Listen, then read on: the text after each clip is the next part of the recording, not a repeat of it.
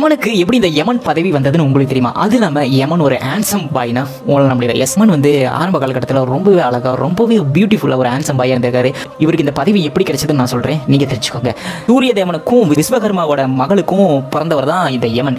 சூரிய தேவனுக்கு இன்னும் சில மனைவி இருக்காங்க, அது வேற ஸ்டோரி. இந்த சூரிய தேவரோட மனைவி வந்து சாயா. இந்த சாயா வந்து பண்ணுறாங்கன்னா சூரிய தேவனை தன்னோட ஹஸ்பண்டாக, அதாவது யமனோட அம்மா மாதிரி நடித்து வாழ ஆரம்பிக்கிறாங்க. ஸோ சாயாதேவி இவங்க பார்த்தீங்கன்னா யமனோட அம்மா மாதிரி நடித்து வாழ ஆரம்பிக்கிறாங்க.